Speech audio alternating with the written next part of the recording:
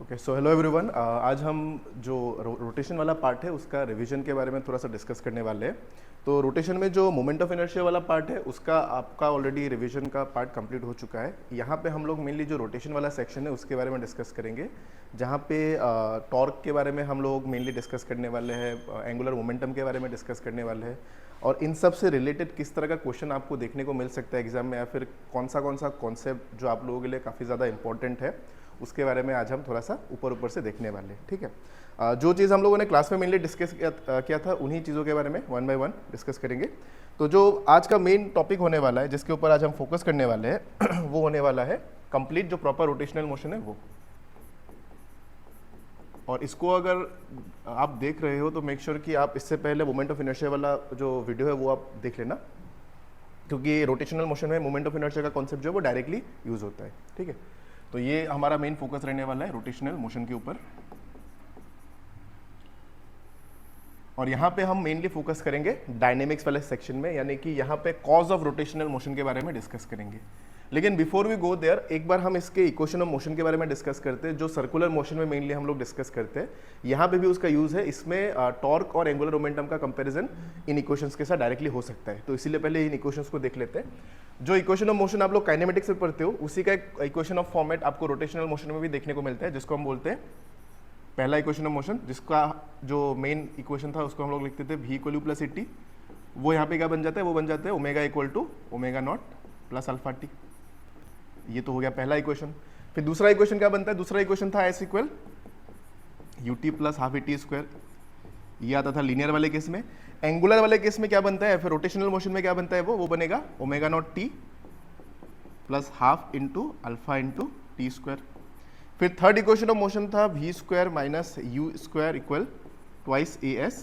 तो यहाँ पे आएगा omega square minus omega naught square equal 2 into alpha into theta. ये तीन इक्वेशन आपको देखने को मिला होगा। एंड इसके साथ में एक और इक्वेशन था जो जिसका यूज बहुत ही कम होता है, जो फोर्थ इक्वेशन ऑफ मोशन होता है, जो आपने काइनेमेटिक्स वाले केस में इसको देखा था, u plus A by two into twice N minus one. तो इस फोर्थ इक्वेशन ऑफ मोशन का रोटेशन वाले केस में एकदम नेग्लिजिबल यूज है, मतलब आप you will hardly see an equation from this equation. तो यहाँ पे इसको आप ऐसे भी ध्यान रख सकते हो, बट सिंस ये इस फॉर्मेट का बन रहा है तो इसीलिए हम इसको ध्यान रखेंगे। तो थीटा एन का जो वैल्यू हो जाएगा वो बनेगा omega naught plus alpha. Alpha की जगह सॉरी ए आएगा, ए की जगह पे कौन आएगा, ए की जगह पे आ जाएगा alpha by two into twice N minus one. तो ये भी आप ऊपर से एक बार ध्यान रख सकते हो। अब इन इक्वेशन ऑफ मोशन का जो यूज है वो मोस्टली आपको कनेक्ट करा के देता है कि कोई एक ऑब्जेक्ट है वो सर्कुलर मोशन में मूव कर रहा है, तो वो कभी कभार रेस्ट पे होगा, फिर वो मूव करेगा, तो उसमें पूछ सकते हैं कि वो उसका फाइनल वेलोसिटी कितना होगा या फिर उसका टोटल नंबर ऑफ रोटेशंस कितना होगा। तो इसका जो क्वेश्चंस बन सकता है उसके बारे में थोड़ा सा हम लोग बात करते हैं। ठीक है, ये तो हो गया जनरल इक्वेशंस जिसके ऊपर हम थोड़ा काम करने वाले हैं आज। एक तो ये हो गया, दूसरा ये हो गया, तीसरा ये, और चौथा वाला बस आप ऊपर से देख लो। इसका क्वेश्चन आपको हार्डली ही देखने को मिलेगा, इसका देखने का चांस काफी कम है। ठीक है, तो मूव करते हैं इक्वेशन ऑफ मोशन का किस तरह का क्वेश्चन बन सकता है। जैसे कि आपको बोल देगा कि मोस्टली जो क्वेश्चन में आपको टर्म यूज किया जाता है, जो हम लोगों ने क्लास में भी कई बार पढ़ा है, वहां पे आपको मोस्टली बोला जाता है फ्लाई व्हील के बारे में। आप लोगों ने सुना होगा फ्लाई व्हील को हम किसकी तरह ट्रीट करते हैं, डिस्क की तरह ट्रीट करते हैं। ये आपको ध्यान रखना है, क्योंकि अगर इसमें टॉर्क का कॉन्सेप्ट आ जाता है या फिर मोमेंट ऑफ इनर्शिया का कॉन्सेप्ट आ जाता है, तो हमें यहाँ पे मतलब एंगुलर मोमेंटम या फिर टॉर्क का कॉन्सेप्ट अगर आता है तो हमें डिस्क का मोमेंट ऑफ इनर्शिया यहाँ पे अप्लाई करना है।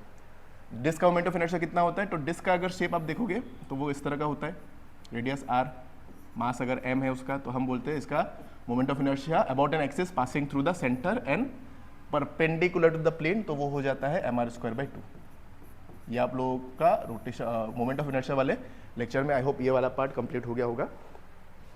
अब यहाँ पे हमें ध्यान क्या रखना है, ध्यान ये रखना है कि अगर आपको इन इक्वेशंस ऑफ मोशन को यहाँ पे अप्लाई करना है तो आपको बोल देगा कि वो एक फ्लाई व्हील है, वो फ्लाई व्हील भी बोल सकता है, वो कोई पॉइंट ऑब्जेक्ट भी कह सकता है, but there is a high chance कि आपको यहाँ पे फ्लाई व्हील के बारे में मेनली मेंशन किया जाएगा। तो ये रोटेट कर रहा होगा किसी omega amount of angular velocity से। हमें बोला जाता है कि इसको रोकना है, या तो वो रुका हुआ होगा या तो वो रेस्ट पे रहेगा, रेस्ट से उसको मोशन में लाना होगा। तो मोशन में लाने के लिए इसका मोशन इसके ऊपर एक्सेलरेशन यानी कि एंगुलर एक्सेलरेशन कितना होगा, one by one will talk about that.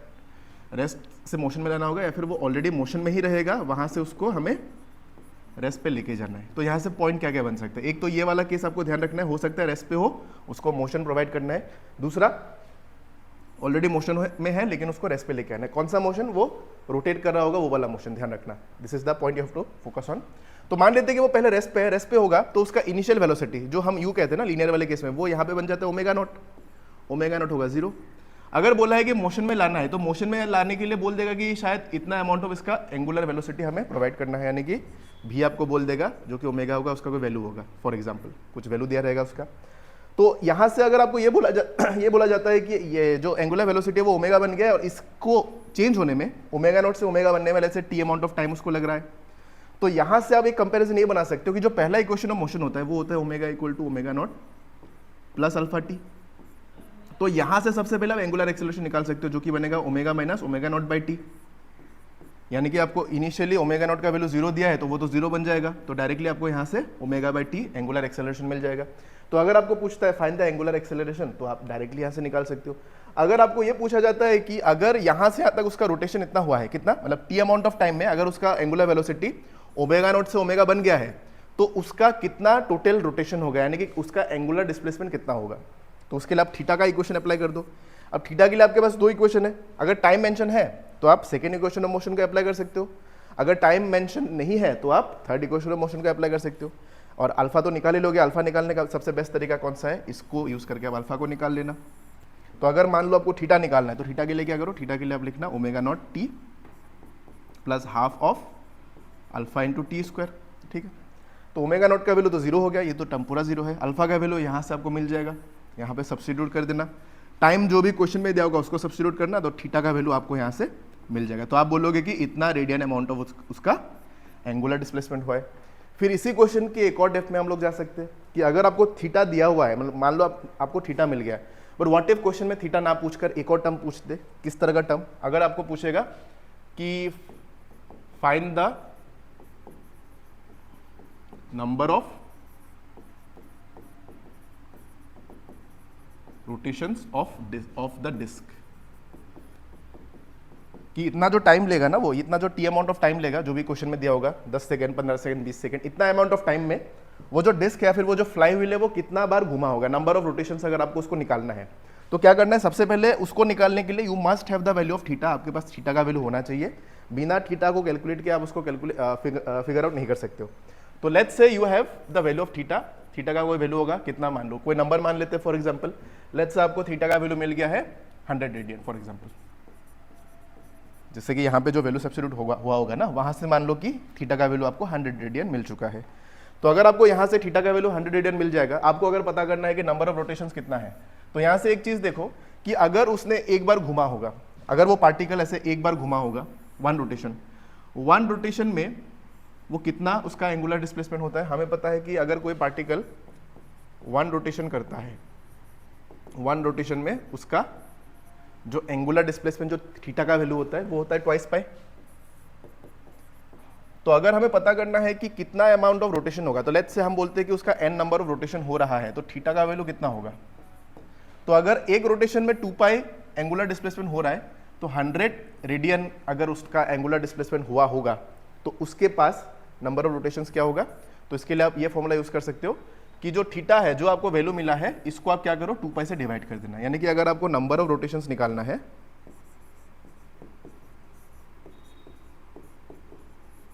अगर आपको नंबर ऑफ रोटेशंस निकालना है तो क्या करो 100 जो भी एंगुलर डिस्प्लेसमेंट आया उसको आप क्या करो 2 पाई से डिवाइड कर देना। तो जब डिवाइड कर दोगे आपको पता चल जाएगा कि वो पार्टिकल कितना बार घुमा है। अगर आंसर में पाई के फॉर्म में दिया है तो फिर ठीक है, पाई के फॉर्म में अगर नहीं दिया है तो जो भी जिस हिसाब से भी वो आंसर को फ्रेम किया जाएगा उसके हिसाब से आपको उसको कैलकुलेट करना होगा। एक तो ये आपको पूछ सकता है नंबर ऑफ रोटेशंस। तो अगर आपको नंबर ऑफ रोटेशंस पूछता है तो क्या करना है, सबसे पहले थीटा निकाल लो, थीटा को 2 पाई से डिवाइड कर दो, वहां से आपको वो नंबर ऑफ रोटेशंस मिल जाएगा। और उल्टा भी हो सकता है कि नंबर ऑफ रोटेशंस पता है आपको, टोटल एंगुलर डिस्प्लेसमेंट निकाला तो क्या करो नंबर ऑफ रोटेशंस के साथ 2 पाई को मल्टीप्लाई कर दो, क्योंकि एक रोटेशन में अगर 2 पाई घूम रहा है तो 100 रोटेशंस में कितना घूमेगा। आप बोलोगे भाई एक में अगर 2 पाई घूम रहा है तो 2 में 4 पाई, फिर 3 में 3 इंटू 2, फिर 4 में 4 इंटू 2 पाई, ऐसे करते हो यहाँ से आ जाएगा आपके पास 200 पाई। तो ये 100 रोटेशन में इतना घूमेगा, एक रोटेशन में इतना घूमेगा, इतना घूमेगा इन द सेंस इतना उसका एंगुलर डिस्प्लेसमेंट होगा, जिसका यूनिट क्या आएगा, रेडियन के फॉर्म में आएगा। ये आपको यहाँ पे ध्यान रखना है। ये तो हो गया नंबर ऑफ रोटेशंस टोटल वाला, जो कि इसका वैल्यू हो जाएगा। इसके अलावा भी एक और पॉइंट आपको यहाँ पे पूछा जा सकता है कि अगर आपको ये पूछता है, ये तो एक हो गया कि find the number of rotations of the disc. अगर आपको ये पूछता है कि find number of rotations per second, और इसको रोटेशंस ना बोलकर इसको रिवॉल्यूशन भी कहा जा सकता है, एक ही बात होगा, नंबर ऑफ रिवॉल्यूशंस पर सेकेंड, यानी कि इसको आप क्या लिख सकते हो, रिवॉल्यूशंस पर सेकेंड यानी कि आरपीएस लिख सकते हो, या फिर आप इसको आरपीएम भी कह सकते हो। तो अगर आपको आरपीएस या आरपीएम निकालने को बोल देता है तो आपको क्या निकालना है, आरपीएस और आरपीएम बेसिकली फ्रीक्वेंसी निकालने के लिए बोला जा रहा है कि calculate the frequency of rotation, कि हर एक सेकेंड में वो कितना बार घूम रहा है, ये आपको फिगर आउट करना है। तो इसके लिए सबसे बेस्ट वे क्या है कि फ्रीक्वेंसी का फॉर्मूला देख लो। फ्रीक्वेंसी का जो डायरेक्ट रिलेशन बनता है वो किसके साथ बनता है, वो ओमेगा के साथ बनता है, क्योंकि हमें पता है जो ओमेगा होता है वो क्या होता है, 2πf होता है। तो इने हुए अगर किसी तरह से आप ओमेगा को कैलकुलेट कर लेते हो इन टर्म्स ऑफ रेडियन पर सेकेंड, और उसको अगर आप फ्रीक्वेंसी के फॉर्म में कन्वर्ट करने के लिए ओमेगा बाय 2π लिख देते हो, ये frequency equal to omega by 2π, तो यहां से आपको इस वाले टर्म से जो भी रिजल्ट निकल के आएगा वो आपको आरपीएस में आंसर देगा। ध्यान रखना, ये आंसर जो है वो आरपीएस में निकलता है, क्योंकि जो ओमेगा का वैल्यू होता है वो रेडियन पर सेकेंड है, तो यहां से जो यूनिट निकलेगा उसमें भी सेकेंड ही लगा रहेगा। अगर आपको उसको आरपीएम में कन्वर्ट करना है तो क्या करना होगा, आरपीएम में कन्वर्ट करने के लिए हमें उसको 60 से मल्टीप्लाई कर देना होगा, क्योंकि जब ओमेगा को कंफ्यूजन ना हो एक बार देख लेते हैं, ओमेगा इक्वल टू 2πf होता है, ठीक है। अगर आपको फ्रीक्वेंसी का value for example let's say 100 RPM दिया है, तो क्या करना होता है, आरपीएम को सबसे पहले आरपीएस में लेके जाना होता है। तो हम उसमें क्या करते हैं, हम omega equal to 2π into F की जगह पे 100 लिखते हैं, लेकिन उसको 60 से डिवाइड कर देते हैं, तभी वो पर सेकेंड वाला रूल फॉलो करता है। तो जब मिनट को सेकंड में कन्वर्ट करें तो 60 को डिवाइड करेंगे, और सेकंड को मिनट बनाने के लिए हम क्या करेंगे, यहाँ पे जो ओमेगा बाय 2π आएगा उसके साथ एक 60 को मल्टीप्लाई करना होगा, तो वी विल गेट आरपीएम के फॉर्म में। तो जो भी आपको यूनिट दिया रहेगा जैसे भी निकालना होगा, तो आई होप इतना आप कन्वर्जन आराम से कर लोगे। मैं इसको नंबर के फॉर्म में नहीं बता रहा हूँ, क्योंकि नंबर के फॉर्म में हम लोगों ने क्लास में कई बार डिस्कस किया भी हुआ है इन सब के बारे में। तो एक जनरल सा आपको आइडिया देना चाहता हूँ कि किस तरह की स्टेटमेंट के फॉर्म में अगर क्वेश्चन आएगा तो किस तरह का टर्म आपको यहाँ पे अप्लाई करना है। तो ये एक छोटा सा टर्म हो गया। तो एक बार क्विकली देख लेते हैं हम लोगों ने किसके बारे में डिस्कस किया है। सबसे पहले तो हम लोगों ने बात किया था इक्वेशन ऑफ मोशन, इन सब का जो काइनेमेटिक्स के रेस्पेक्ट में जैसे कॉन्सेप्ट को अप्लाई करना होता है, सेम ही कॉन्सेप्ट यहाँ पे हमें अप्लाई करना है। फिर ये हो गया, फिर दूसरा केस ये हो गया, यहाँ पे अगर आपको इक्वेशन ऑफ मोशन अप्लाई करने का कुछ क्वेश्चन बनेगा, हो सकता है टाइम मेंशन हो सकता है टाइम मेंशन ना हो। टाइम अगर मेंशन ना हो तो भाई go for the third equation of motion, v square minus u square equal 2as वाला कॉन्सेप्ट, इसको अप्लाई करो, यहाँ से भी आपको आंसर मिल जाएगा। एक तो ये केस हो गया। या फिर अगर आपको बोला जाता है कि नंबर ऑफ रोटेशंस कितना, वो डिस्क कितना नंबर ऑफ रोटेशन करेगा, एक वो उस तरह का क्वेश्चन बन सकता है। और तीसरा कि हर एक सेकंड में कितना बार वो घूम रहा है, एक ये क्वेश्चन बन सकता है। उसके बाद नेक्स्ट एक चीज़ है जिसमें आपको कंफ्यूजन हो सकता है कि कभी कभार हम अल्फा के वैल्यू को पॉजिटिव में लेते हैं, कभी कभार अल्फा के वैल्यू को हम लोग नेगेटिव में लेते हैं।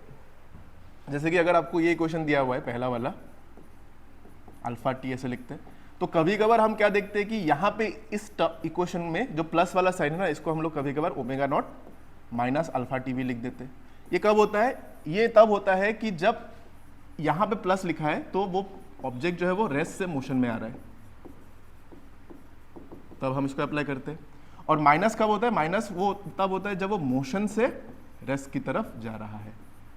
यानी कि अगर आपको बोल देगा कि कोई पार्टिकल ऐसा है या फिर कोई डिस्क ऐसा है जो फॉर एग्जांपल 60 रेडियन पर सेकेंड की स्पीड से मूव कर रहा है, मतलब रोटेट कर रहा है, ठीक है।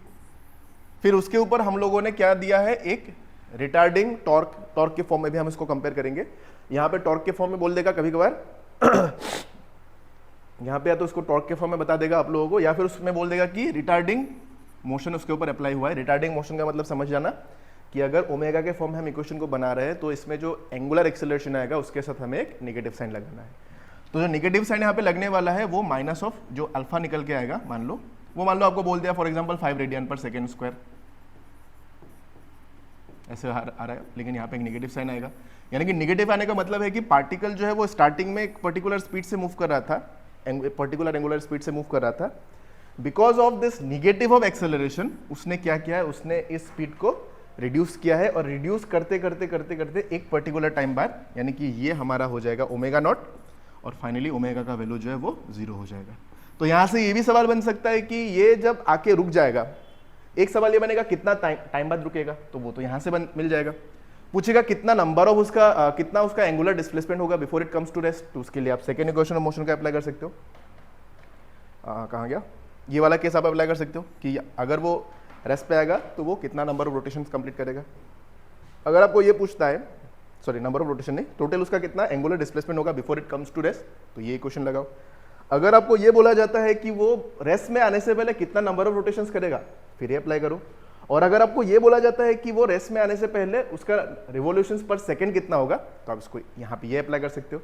तो डिपेंडिंग अपॉन क्वेश्चन के लैंग्वेज में क्या बोला है, एक ही तरह के कॉन्सेप्ट्स को ही अप्लाई करना है, बट हमें क्वेश्चन को ध्यान में रखकर उस कॉन्सेप्ट्स को स्टेप बाय स्टेप प्रॉपर्ली देखना है कि हमें पूछा क्या गया है। तो एक छोटा सा कॉन्सेप्ट है इससे रिलेटेड, आप लोग इसको ध्यान रखना। ये एक छोटा सा कॉन्सेप्ट था regarding the equation of motion. ठीक है, अब थोड़ा सा हम लोग आगे बढ़ते आगे बढ़कर नेक्स्ट मूव करते। नेक्स्ट हम यहाँ पे इंक्लूड करते हैं किसको, डायनेमिक्स वाले सेक्शन को इंक्लूड करते हैं। अब ये तो थोड़ा सा जो रोटेशन का काइनेमेटिक्स वाला पार्ट है वो था, अब यहाँ पे हम डायनेमिक्स वाले सेक्शन को इंक्लूड करते हैं। तो डायनेमिक्स में हम डायरेक्टली इंक्लूड कर देते हैं किसको, टॉर्क वाले पार्ट को इंक्लूड कर देते हैं। चलो ठीक है, टॉर्क का कॉन्सेप्ट कैसा होगा, टॉर्क का कॉन्सेप्ट ये होता है कि टॉर्क का जो मेन फॉर्मूला होता है उसको आप लोगों ने काफी पहले से पढ़ा होगा, इसको हम लोग लिखते हैं R क्रॉस F, और यहाँ पे जो टॉर्क लगता है उसको हम जब स्केलर फॉर्म में लिखते हैं, क्योंकि ये वेक्टर फॉर्म में आता है, जब इसका हम मैग्नीट्यूड के फॉर्म में लिखते हैं इसको, तो वो बन जाता है RF साइन थीटा, जहाँ पे theta is the angle between R and F। और अगर हमें टॉर्क मैक्सिमम चाहिए तो हम क्या करते हैं, R और F के बीच में जो एंगल है उसको हमेशा 90 डिग्री रखते हैं। इन दैट केस वो टॉर्क का वैल्यू हमेशा मैक्सिमम हमें देखने को मिलता है। तो अगर आपको टॉर्क कुछ इस तरीके से निकालना है, फॉर एग्जाम्पल टॉर्क का एग्जाम्पल थोड़ा बहुत मैं देना चाहूँगा आप लोगों को, बट बिफोर दैट थोड़ा सा इसका बेसिक देख लेते हैं कि बेसिक किस तरह का होता है। कि अगर आपके पास लेट्स से कोई यहाँ पे एक स्टिक है या फिर कोई रॉड होगा, इसको मान लो आपने यहाँ पे इस पॉइंट के ऊपर फिक्स किया है। फिक्स कैसे किया है, मतलब इसको आपने हिंज कर दिया कि आप इसको ऐसे यहाँ पे रोटेट कर सकते हो। तो अगर आप इसको फिक्स करके ऐसे रोटेट कर सकते हो, तो यहाँ पे अगर आप फोर्स लगाओगे तो उसके ऊपर एक टॉर्क आपको देखने को मिलता है। कैसे, फॉर एग्जाम्पल अगर मैं यहाँ पे एक फोर्स इधर लगाता हूँ F1, तो F1 की वजह से जो टॉर्क डेवलप होगा उस डिस्टेंस को मैं यहाँ पे R1 बोल देता हूँ। तो जो टॉर्क आएगा τ1 वो आएगा F1 R1। ठीक है, दूसरा केस, अगर मैं यहाँ पे दूसरा फोर्स लगाता हूँ इधर की तरफ, I hope colours are visible, या कलर्स आर विजिबल, इधर मान लो मैं F2 फोर्स लगाता हूँ और यहाँ से यहाँ तक का डिस्टेंस लेट्स से R2 है, तो इस वाले पॉइंट का जो टॉर्क होगा वो F2 R2 होगा। अब सिंस एंगल 90 डिग्री है तो मैंने साइन कंपोनेंट को यहाँ पे लिया नहीं है। अब दोनों का केस अलग अलग है, दोनों को हम लोग साइमल्टेनियसली अप्लाई नहीं कर रहे, दोनों को मैं इसको पहले लगा रहा हूँ, इसको बाद में लगा रहा हूँ। दोनों फोर्स अपने अपने हिसाब से अलग अलग टाइम पे एक्ट कर रहे हैं, दोनों एक साथ जो है वो एक्ट नहीं करेगा यहाँ पे। अब यहाँ पे मेरा कहने का मतलब ये कि अगर हम कहते हैं कि let's say for example F1 और F2 का अगर मैग्नीट्यूड सेम मान लेते हैं हम लोग, तो यहाँ पे एक चीज का वेरिएशन हमें दिख रहा है, वो है R। डिस्टेंस दोनों के केस में अलग अलग है। F1 के केस में डिस्टेंस थोड़ा कम है, F2 के केस में डिस्टेंस थोड़ा ज्यादा है, यानी कि R1 is less than R2। तो अगर इस तरह का सिचुएशन बनता है तो हमें ये पता चलता है कि फोर्स को आप एक्सिस ऑफ रोटेशन से जितना दूर अप्लाई करोगे, जो अपना पॉइंट ऑफ एक्शन ऑफ जो हमारा point of action of force है वो एक्सिस ऑफ रोटेशन वाले पॉइंट से, क्योंकि इसके अबाउट ये घूमेगा ना ऐसे। अगर आप एक्सिस को ऐसे इस बोर्ड के परपेंडिकुलर मान लेते हो, इस बोर्ड के परपेंडिकुलर एक्सिस के चारों तरफ ये रॉड घूमेगा, तो अगर इस एक्सिस के चारों तरफ ये रॉड घूमेगा तो इसके अबाउट जब आप फोर्स लगाओगे तो ये फोर्स जो है वो इसको ऐसे घुमाना चाहेगा, यानी कि क्लॉकवाइज डायरेक्शन में, और दूसरा वाला फोर्स भी उसको क्लॉकवाइज ही घुमाना चाहेगा। लेकिन अगर आप दोनों पॉइंट का डिस्टेंस देखोगे कि जिस पॉइंट पे ये फोर्स लग रहा है ये वाला डिस्टेंस काफी कम है और यहां से यहां तक का ये वाला डिस्टेंस वो काफी ज्यादा है, तो जब डिस्टेंस को आप इंक्रीज करते हो तो टॉर्क के साथ क्या होता है, अगर R1 कम है तो टॉर्क का वैल्यू भी यहाँ पे कम होता है, यानी कि जितना ज्यादा डिस्टेंस होगा उतना ज्यादा टॉर्क होगा। और जब टॉर्क का वैल्यू ज्यादा होता है तो आपको किसी भी ऑब्जेक्ट को मूव कराने के लिए जो एफर्ट्स लगाना होता है वो कम हो जाता है, यानी कि जितना दूर आप फोर्स को अप्लाई करोगे उतना स्मूथली आप उसको घुमा सकते हो, और जितना पॉइंट ऑफ रोटेशन के नजदीक आके आप फोर्स को अप्लाई करोगे तो आपको उतना ही ज्यादा एफर्ट्स लगाना पड़ेगा उस ऑब्जेक्ट को घुमाने के लिए। ये तो एक बेसिक सा पॉइंट होता है टॉर्क से रिलेटेड। अब इसी कहानी को अगर आप ऐसे देखना चाहोगे कि लेट्स से यहाँ पे आपका एक पॉइंट है, ठीक है, अब इस पॉइंट के अबाउट अगर आप देखोगे, फॉर एग्जांपल इसी तरह के एक रॉड को मैं कंसिडर कर लेता हूँ, मान लो ये हमारे पास एक रॉड है। अब इस रॉड के ऊपर हम लोगों ने मान लो ऐसे कोई फोर्स लगाया है, फॉर एग्जांपल इस तरह से हमने फोर्स लगाया है। अब हमें चाहिए टॉर्क का इक्वेशन, इसके लिए हम इक्वेशन को कैसे लिखेंगे, तो यहाँ से आप लोग ध्यान रखना टर्म्स को ऐसे बिल्डअप करना होगा हम लोगों को। हमें इस पॉइंट से, ये है अपना पॉइंट ऑफ रोटेशन, इस पॉइंट के अबाउट ये जो रॉड है, ये वाला रॉड, ये रॉड घूमेगा because of this force, but हमें यहाँ पे पर्टिकुलर एंगल दिख रहा है। हमारा टारगेट है कि ये जो डिस्टेंस है, ये डिस्टेंस और applied force they must be what, perpendicular to each other. यहाँ पे भी they must be perpendicular to each other.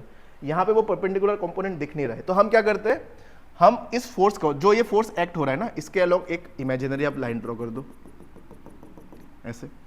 फिर क्या करो, इस फोर्स के साथ जो ये डिस्टेंस है, इसका एक परपेंडिकुलर कंपोनेंट ले लो। कैसे? फॉर एग्जांपल रॉड का अगर लेंथ L है, ठीक है, तो आप क्या करोगे, ये वाला डिस्टेंस, क्योंकि देखो पॉइंट को अगर आप इधर की तरफ लोगे तो ये तो पैरेलल हो गया, तो हमें ये वाला डिस्टेंस नहीं चाहिए, हमें इसका परपेंडिकुलर कंपोनेंट यानी कि ये वाला कंपोनेंट की जरूरत पड़ेगी, ये। क्योंकि देखो दैट वे जो line of action of force है, line of action of force के साथ जो डिस्टेंस है, they are making an angle of 90 degree. अब ये जो कंपोनेंट होगा, फॉर एग्जांपल ये एंगल लेट्स से थीटा है, ठीक है, अगर ये एंगल आप थीटा कह देते हो, या फिर मान लो आपको ये एंगल थीटा अगर होता है, या फिर आप एक काम कर लो, ऐसे ले लो एंगल को, कभी कभार घुमा फिरा के भी दे सकते हैं, इतना सिंपल ना भी दे। मान लो ये एंगल थीटा है फॉर एग्जांपल, तो कंपोनेंट को कैसे लेंगे, तो अगर ये एंगल थीटा है तो ये भी थीटा हो जाएगा, यानी कि ये वर्टिकली ऑपोजिट एंगल। तो अगर ये एंगल थीटा है तो ये कंपोनेंट बनेगा L cos थीटा, ये वाला लेंथ बन जाएगा L cos थीटा, और ये वाला कंपोनेंट बन जाएगा L sin थीटा। तो यहां से जो टॉर्क निकल के आएगा उसको आप लोग लिखोगे फोर्स का जो भी मैग्नीट्यूड होगा इनटू परपेंडिकुलर डिस्टेंस कितना है, L sin थीटा। बस इस तरह से आपको इसको टारगेट करना है। ये सिमिलर कॉन्सेप्ट आपको एंगुलर मोमेंटम के केस में भी देखने को मिलेगा, एंगुलर मोमेंटम में भी हम लोग आएंगे, इसी तरह का कॉन्सेप्ट वहां पे देखने को मिलेगा, तो मैं इसका कनेक्शन वहां पे भी दिखा दूंगा, क्योंकि उसका भी डायग्राम सेम बनता है। खाली फोर्स की जगह पे आपको यहाँ पे जो एंगुलर मोमेंटम का कॉन्सेप्ट होता है, फोर्स की जगह पे आपको यहाँ पे बोल देगा कि पार्टिकल का मास m है और वो v वेलोसिटी से मूव करे, तो एंगुलर मोमेंटम कितना होगा, तो एंगुलर मोमेंटम के लिए आप लिख सकते हो L equal to mvr directly. But ध्यान रखना mvr हम लोग लिखते हैं, लेकिन एक सेकंड इसको थोड़ा ब्रेक कर लेते हैं, इसको हम लोग लिखते हैं r p sin थीटा लिखते हैं ना, ठीक है। अब r p sin थीटा जब लिखते हो, मोमेंटम तो mv हो जाएगा, और r क्या होगा, ये वाला कंपोनेंट, यानी कि इसको हम लोग लिखेंगे mvl sin थीटा। ये L की जगह पे, R की जगह पे यहाँ पे L आएगा, R वाला ये वाला पाथ होता है ना, तो ये L R की जगह पे यहाँ पे L लिख देंगे, और ये वाला इक्वेशन हमें यहाँ पे मिल जाएगा। तो टॉर्क को बिल्ड करने का कॉन्सेप्ट और एंगुलर मोमेंटम को बिल्ड करने का कॉन्सेप्ट सिमिलर टाइप का होता है। खाली टॉर्क में हम लोग जो पार्टिकल है उसके ऊपर कितना फोर्स लग रहा है वो देखते हैं, और एंगुलर मोमेंटम में हम लोग पार्टिकल के ऊपर कितना मोमेंटम बिल्ड हो रहा है, यानी कि पार्टिकल के मास के साथ उसके वेलोसिटी को हम लोग मल्टीप्लाई करते हैं, वहां से हमें एंगुलर मोमेंटम का इक्वेशन देखने को मिलता है। और अगर हम फोर्स को अप्लाई करेंगे तो वहां पे हमें टॉर्क का कॉन्सेप्ट यहाँ पे देखने को मिलता है। तो ये तो हो गया एक सिंपल सा इसका कॉन्सेप्ट। फिर थोड़ा सा और आगे बढ़ते हैं, और आगे बढ़ के हम लोग देखते हैं कि टॉर्क का कॉन्सेप्ट और कैसे कैसे लगने वाला है। चलो देखते बात करते हैं इसके बारे में वन बाय वन।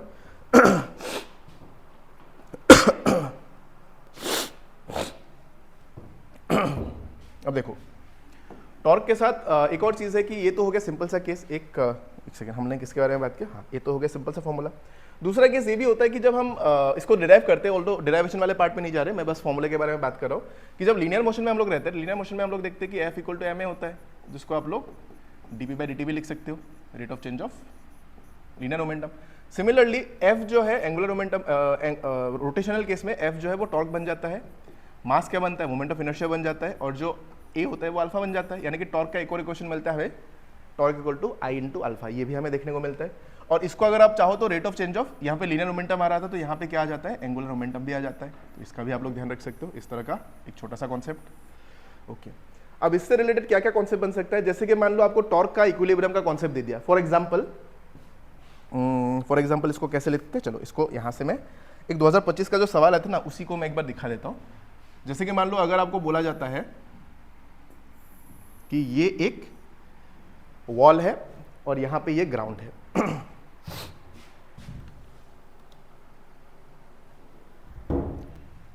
ये वॉल है, ये ग्राउंड है, इसके ऊपर आपने एक रॉड को रख दिया है,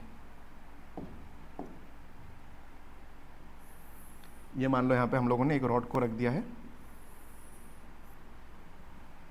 ये रॉड यहाँ पे रखा हुआ है इन सच ए वे कि रॉड जो है वो इक्विलिब्रियम मेंटेन कर रहा है, there is no motion of the rod, यानी कि रॉड जो है वो इक्विलिब्रियम पे है।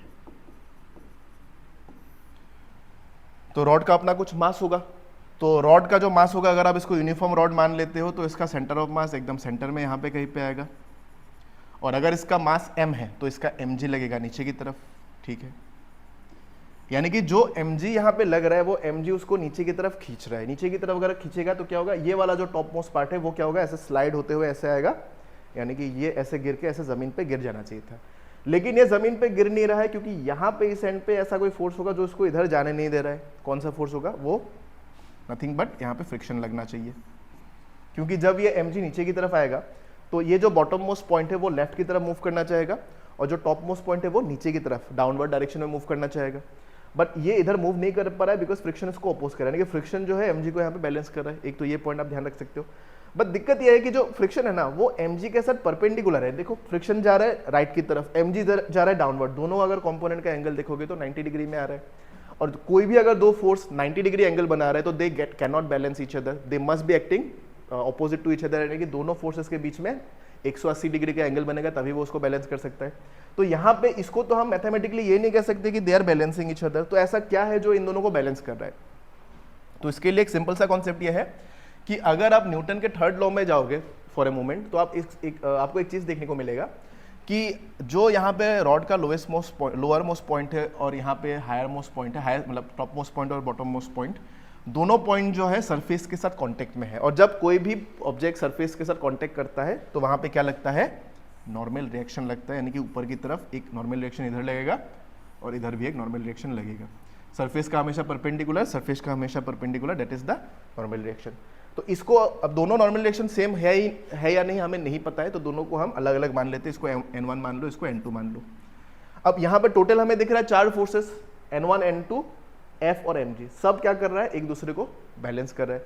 तो अगर ये सब एक दूसरे को बैलेंस कर रहा होता है तो इन दैट केस आप ये कह सकते हो कि जो वर्टिकल फोर्स का कंपोनेंट है वो वर्टिकल को सपोर्ट करेगा, जो हॉरिजॉन्टल फोर्स का कंपोनेंट है वो हॉरिजॉन्टल को सपोर्ट करेगा।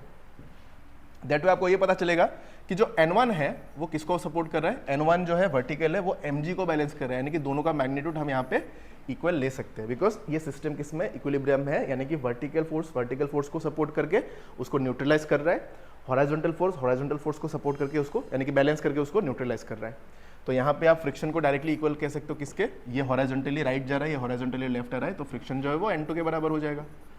अब अगर आपको इस पूरे सिस्टम में कुछ भी निकालने को बोलता है, फॉर एग्जांपल लेट्स से आपको लेंथ ऑफ द रॉड दिया हुआ है, तो आप आराम से टॉर्क का कॉन्सेप्ट लगा के इसको सॉल्व कर सकते हो। Let's say L is the length of the rod, तो क्लियरली mg जो है वो L/2 पे एक्ट करेगा, आधा लेंथ पे एक्ट करेगा। ये जो mg होगा वो L/2 यानी कि हाफ ऑफ द लेंथ पे हमेशा एक्ट करेगा, और ये भी हमेशा ये वाला पार्ट भी हाफ ऑफ द लेंथ होगा।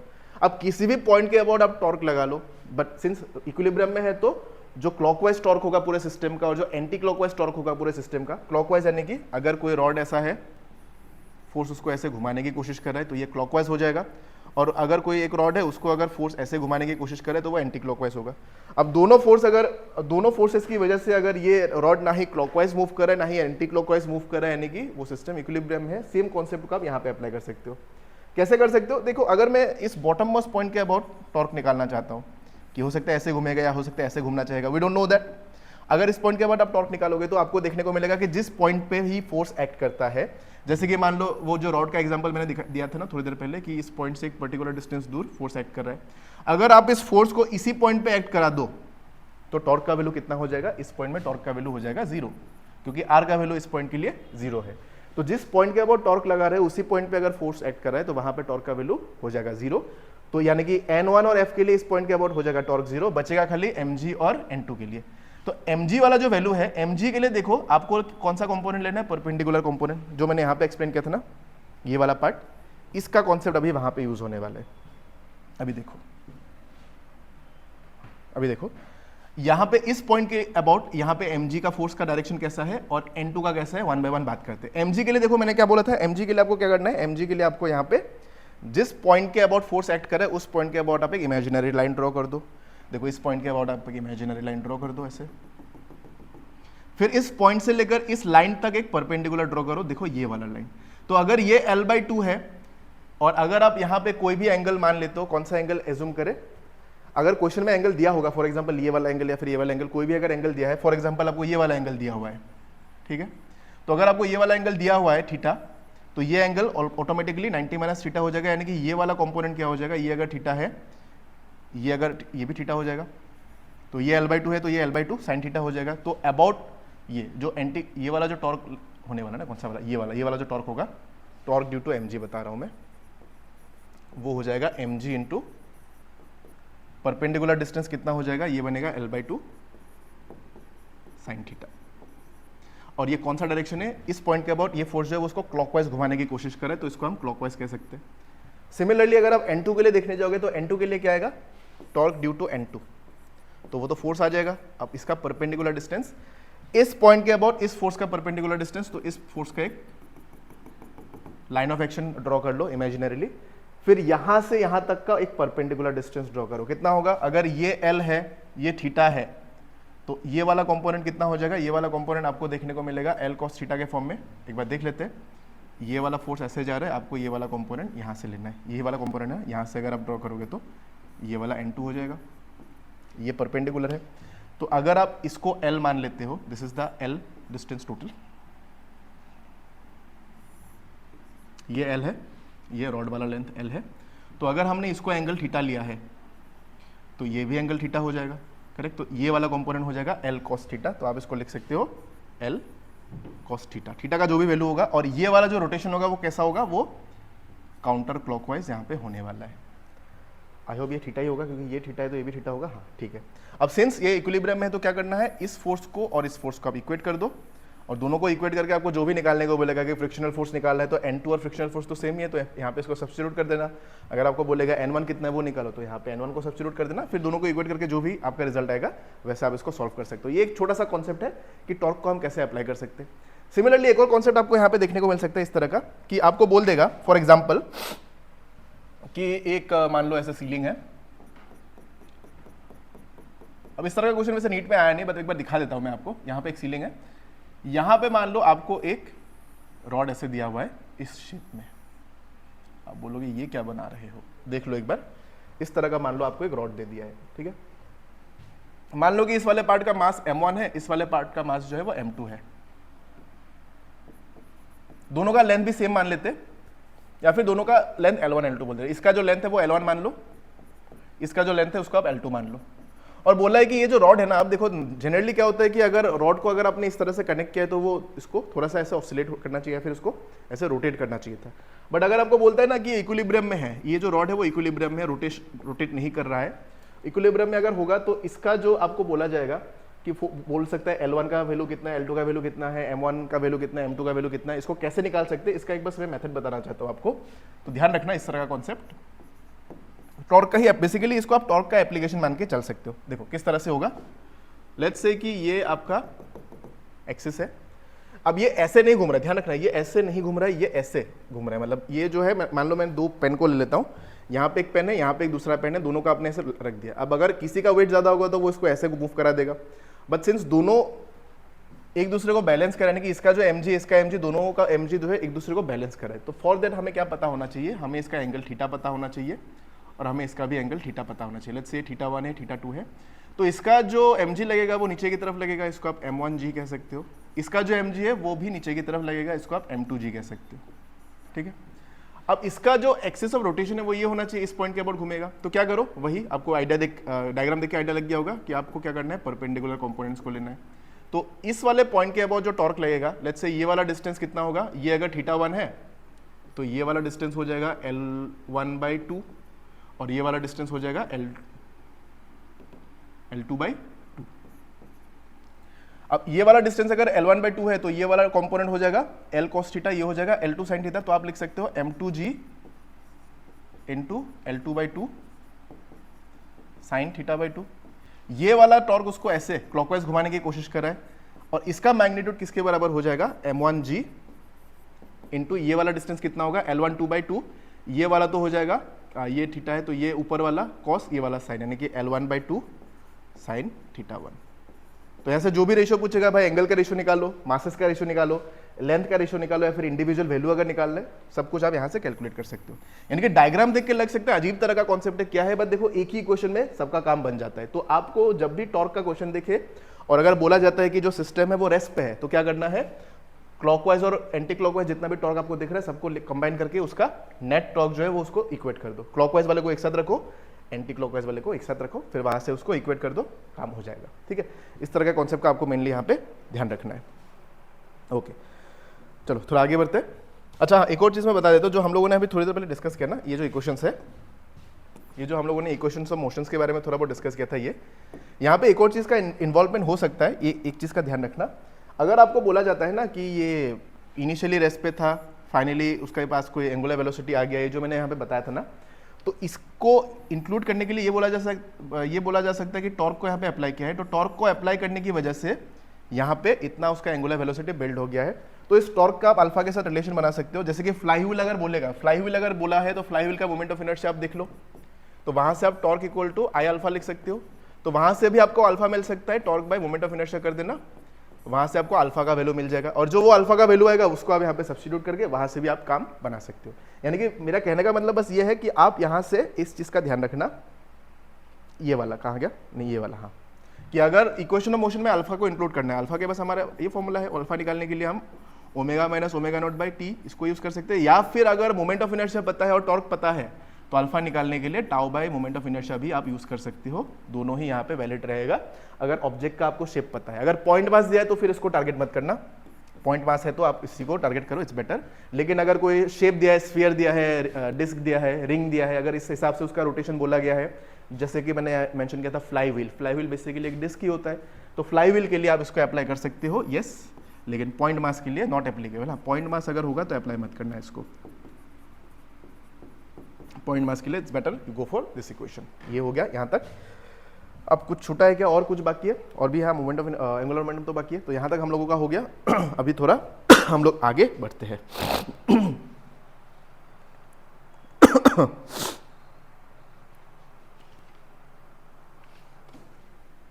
ओके, नेक्स्ट बात करते हैं, अच्छा नेक्स्ट बात करते हैं एंगुलर मोमेंटम, फिर उसके बाद थोड़ा सा रोटेशनल काइनेटिक एनर्जी का कॉन्सेप्ट देखते हैं। तो इतना सफिशिएंट होगा फॉर नाउ। देखो, पहले बात करते हैं एंगुलर मोमेंटम। एंगुलर मोमेंटम के केस में क्या क्या कॉन्सेप्ट आपको देखने को मिलेगा, और ये काफी इंपॉर्टेंट टॉपिक है इस चैप्टर का, ऑल्दो टॉर्क भी इंपॉर्टेंट टॉपिक है, बट एंगुलर मोमेंटम को घुमा फिरा के कई सारे क्वेश्चंस में इंक्लूड कर सकता है। मतलब काफी बार ऐसा होता है कि एंगुलर मोमेंटम का क्वेश्चन आपको दिया रहता है और क्वेश्चन को पढ़ के आप फिगर आउट नहीं कर पाते हो कई बार, तो इसी तरह के पॉइंट्स के बारे में हम लोग बात करते हैं थोड़ा बहुत, कैसा कैसा क्वेश्चन यहाँ से बन सकता है। अब जो जनरल इक्वेशन बन सकता है, जो जनरल बेसिक टाइप का क्वेश्चन बन सकता है, मोस्टली वो वैल्यू सब्स्टिट्यूशन टाइप का होता है, डेटा दिया है, फॉर्मूले में पुट करो, सॉल्व करो, मोस्टली आपको वही पूछा जाता है। अब जो इसका जनरल फॉर्मूला होता है वो तो निकल के आता है यहाँ से कि जब हम लीनियर मोमेंटम का मोमेंट लेते हैं, यानी कि लीनियर मोमेंटम का अगर हम रोटेशनल मोशन में कुछ उसका जो कंट्रीब्यूशन होता है अगर वो देखते हैं हम लोग, तो हम उसको देखते हैं कि जो जिस पॉइंट के अबाउट वो घूम रहा होगा, पहले डायग्राम के फॉर्म में देखते हैं उसको, जैसे कि मैं थोड़ी देर पहले बताया था ना इसका, कि लेट्स से ये हमारा पॉइंट है, यहाँ पे मान लो किसी भी इंस्टेंट पे पार्टिकल दिया है, वो v वेलोसिटी से मूव करे, उसके पास मास m है, ठीक है। तो मैंने क्या बोला था कि इस पॉइंट के अबाउट आप एक लाइन ड्रॉ करो, ठीक है, और उस लाइन पे इस पॉइंट के अबाउट, जिस पॉइंट के अबाउट हमें मोमेंट क्या बोलते हैं एंगुलर मोमेंटम निकालना है, उस पॉइंट से एक परपेंडिकुलर ड्रॉ कर दो। तो अगर आपको इस पॉइंट से यहाँ तक का अगर डिस्टेंस पता है, लेट्स से ये डिस्टेंस d है फॉर एग्जांपल, और अगर आपको ये एंगल पता है थीटा है, तो ये लेंथ कितना हो जाएगा, ये बन जाएगा d cos थीटा। तो जो डायरेक्शन ऑफ वेलोसिटी है, डायरेक्शन ऑफ वेलोसिटी डिसाइड करता है लीनियर मोमेंटम का डायरेक्शन। तो आप यहाँ से फॉर्मूला लिखते हो r क्रॉस p, जो कि वेक्टर फॉर्म में आता है, और यहाँ से आप लिखते हो आर पी साइन थीटा, ठीक है। अब ये थीटा क्या होता है, थीटा होता है आर और पी के बीच का एंगल, जो कि यहाँ पे थीटा के फॉर्म में आ रहा है। अब यहाँ पे कंफ्यूजन नहीं होगा कि यार मैंने यहाँ पे डी कॉस थीटा लिखा है, मैंने यहाँ पे फिर साइन भी लिखा है, यार किसको कैसे बनाया जाए। अच्छा, तो कंफ्यूजन ना हो, आप इस चीज को ध्यान रखना। ऐसे हम तब लिखते हैं जब हमारे पास कंपोनेंट जो है R cross P sine theta जो है ना, वो आपको ऐसे दिया हुआ। फॉर एग्जाम्पल मैं ये कहता हूँ कि अगर आपको बोला जाता है लेट्स से कि यहाँ पे मान लो ये डिस्टेंस है, मान लो आप ऐसे कंसिडर कर लो कि ये पार्टिकल ऐसे मूव कर रहा है v स्पीड के साथ, जिसका मास है m, और इस पॉइंट के अबाउट आप इस डिस्टेंस को ले रहे हो, ये है r, ठीक है। तो अगर आप r वेक्टर को लेते हो और वेलोसिटी वेक्टर को लेते हो, दोनों के बीच में एंगल कितना है वो आप अगर देखोगे तो वो हम जनरली यहाँ पे थीटा के फॉर्म में लेते हैं। तो अगर आप इसको प्रॉपर्ली ध्यान रखना चाहो, क्योंकि हम जनरली क्या करते हैं आर पी साइन थीटा को याद रख लेते हैं, बाद में कंफ्यूज होता है भाई कॉस कंपोनेंट आ गया, क्या क्या होगा, साइन कॉस दोनों को लेना है कि कॉस को लेना है कि साइन को लेना है। तो इसको आप ऐसे ध्यान रखना, जो एंगुलर मोमेंटम होता है उसको हम लोग लिखते हैं, ये बस ध्यान रखना, बाकी कोई इशू नहीं होगा। Linear momentum multiplied by perpendicular component of distance. कौन सा डिस्टेंस, जिस एक्सिस के अलोंग ये पार्टिकल मूव कर रहा है वहां से पॉइंट ऑफ रोटेशन तक का जो परपेंडिकुलर डिस्टेंस है वो आपको यहाँ पे कंसिडर करना है। तो ये ध्यान रखना। अब इस कंपोनेंट में साइन आ रहा है तो साइन ले लो, कॉस आ रहा है तो कॉस ले लो, यानी कि अगर इस डायग्राम के रेस्पेक्ट में देखोगे तो एंगुलर मोमेंटम बन जाएगा एम भी, चलो एम भी को हम पी मान लेते हैं, पी को एम भी हम लिखेंगे पी इंटू डी, लेकिन ये परपेंडिकुलर डिस्टेंस कितना डी कॉस थीटा है ना, तो डी कॉस थीटा प्रॉपर्ली आ जाएगा। तो ये आपका फॉर्मूला हो जाएगा। और चाहो तो पी को ब्रेक कर लो तो इसको आप लिख दो एम भी डी कॉस थीटा, वैसे भी कोई इशू नहीं है। तो ये साइन कॉस का इशू हो सकता है कभी कभार, क्वेश्चन को घुमाने के लिए कभी कभार कॉस के फॉर्म में दिया जा सकता है। तो आप इस इक्वेशन को ध्यान रखना, इसके फॉर्म में साइन आता है कॉस आता है डजंट मैटर, उसके हिसाब से जो आएगा आपको वहीं पे यहाँ पे उसको सब्स्टिट्यूट करना है। तो this is very very important, ध्यान रखना, एक छोटा सा कॉन्सेप्ट है इसका। दूसरा, अगर आप ये देखोगे कि जो एंगुलर मोमेंटम होता है इसका जो जनरल फॉर्मूला आपको देखने को मिलता है वो आपको एम वी आर ही देखने को मिलता है ना, कि जब ये पी आर होता है फिर यहाँ पे एम वी आर, चलो इसको ऐसे बोल देते हैं। अगर मान लो कि ये जो कंपोनेंट है ये अगर परपेंडिकुलर होता है, जो जनरली हमेशा ही परपेंडिकुलर ही होता है, ध्यान रखना इस चीज़ का, तो इसका जनरल फॉर्मूला हम लिखते हैं एम वी आर। अब इसका एक और फॉर्मेट होता है कि अगर आप इसको रोटेशनल कंपोनेंट के फॉर्म में ले रहे हो तो रोटेशनल कंपोनेंट में हम लीनियर वेलोसिटी को एंगुलर वेलोसिटी के फॉर्म में लिखते हैं। तो इन दैट केस जो मोमेंट ऑफ इनर्शिया का फॉर्मूला बन जाता है वो हम इसको आई ओमेगा के फॉर्म में भी लिख सकते हैं। अब इसका यूज थोड़ा देखते हैं कि आई ओमेगा के फॉर्म में कैसे होता है, ये काफ़ी इंपॉर्टेंट टर्म है, इसके बारे में थोड़ा सा हम डिस्कस करते हैं। फॉर एग्जाम्पल, अगर आपको बोला गया है कि कोई एक सर्कुलर ऑब्जेक्ट है, सर्कुलर ऑब्जेक्ट का हो सकता है कि उसके एक्सिस के अबाउट रोटेशन बता दे। अब सर्कुलर ऑब्जेक्ट में मैं स्पेसिफिकली ये नहीं बता रहा हूँ कि रिंग है, डिस्क है, स्फीयर है, क्या है, कुछ भी आ सकता है। सर्कुलर ऑब्जेक्ट में वो रिंग भी हो सकता है, ये एक डिस्क भी हो सकता है, ये एक स्फीयर भी हो सकता है, स्फीयर दोनों हॉलो भी हो सकता है, सॉलिड भी हो सकता है। क्वेश्चन में अगर स्पेसिफिकली मेंशन नहीं रहता है कि हॉलो है या सॉलिड है तो आप उसको सॉलिड मान के भी सॉल्व कर सकते हो। हॉलो अगर मतलब खाली अगर बोल देना ना कि एक स्फीयर है जिसका रेडियस आ रहा है तो उसको आप सॉलिड कंसिडर करके सॉल्व कर सकते हो। तो रिंग है, डिस्क है, स्फीयर है, इन सब का मोमेंट ऑफ इनर्शिया आपको पता होगा कि अगर मान लो इसका मास m है, रेडियस r है, तो अगर आप इसको रिंग मानते हो तो मोमेंट ऑफ इनर्शिया बनता है mr स्क्वायर। डिस्क अगर कंसिडर करोगे सिंस ये एक्सिस ऑफ रोटेशन से मूव कर रहा है, डिस्क अगर बोलोगे तो ये हो जाएगा। अब डिस्क के लिए देखो एक्सिस ऑफ रोटेशन ऐसा होगा तभी वो पॉसिबल है। एक सेकेंड, ये डिस्क है, रिंग है, हाँ ये भी देखना होगा। अच्छा रुको, दोनों के लिए अलग अलग बना देते हैं, क्योंकि रिंग का अगर लिखूंगा तो ये mr स्क्वायर बाय 2 हो जाएगा और डिस्क के लिए बन जाएगा mr स्क्वायर बाय 4। हाँ, और स्फीयर के लिए कितना होता है, अगर वो सॉलिड होगा, सॉलिड अगर है, सॉलिड के लिए वो होता है 2/5 mr स्क्वायर, और अगर वो हॉलो है तो वो हॉलो के लिए हो जाता है 2/3 mr स्क्वायर। ठीक है, और अगर डिस्क या रिंग अपने एक्सिस से यानी कि परपेंडिकुलर टू द प्लेन के हिसाब से अगर वो घूम रहा है, जैसे कि ये तो हो गया कॉइन फ्लिप होने वाला, ये जो शेप है ना, अगर मैं रिंग या डिस्क के लिए mr स्क्वायर बाय 2 या फिर mr स्क्वायर बाय 4 लिखता हूँ तो इसको ऐसे एज्यूम करो कि आपने कॉइन को फ्लिप किया है, तो कॉइन फ्लिप करते हुए जब घूमता है तो वो ये वाला मोमेंट ऑफ इनर्शिया फॉलो करता है। और अगर ऐसे घूमेगा यानी कि जब कोई मान लो व्हील है, व्हील अपने एक्सिस पे से रोटेट कर रहा है, या फिर आप मान लो कि कोई रिंग है, रिंग अपने एक्सिस पे रोटेट कर रहा है, तो इस केस में रिंग वाला मोमेंट ऑफ इनर्शिया हो जाएगा mr स्क्वायर, और जो डिस्क वाला मोमेंट ऑफ इनर्शिया हो जाएगा वो बन जाएगा mr स्क्वायर बाय 2। ये आपको पता ही होगा। अब सवाल बनेगा मोमेंट ऑफ इनर्शिया का तो क्लास ऑलरेडी हो चुका है, तो इन सब के बारे में क्यों बता रहे हो, क्योंकि यहाँ पे एंगुलर मोमेंटम का कॉन्सेप्ट यूज होता है, उसके बारे में थोड़ा सा बताना था।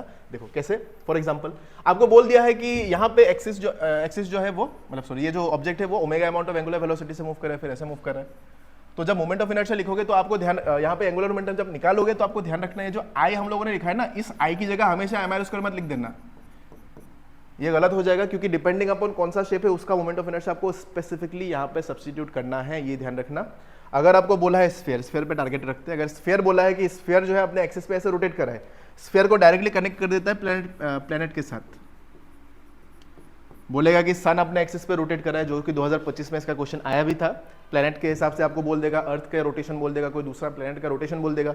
तो प्लेनेट को हमेशा क्या कंसिडर करना है, planets are always solid sphere, क्योंकि ऑब्वियसली अर्थ एक सॉलिड स्फीयर है, वो तो हॉलो स्फीयर है नहीं। तो सॉलिड स्फीयर अगर है वो अपने एक्सिस पे omega amount of angular velocity से अगर मूव कर रहा है, यानी कि रोटेट कर रहा है, तो in that case angular momentum कितना हो जाएगा, आप लिखोगे आई इंटू ओमेगा।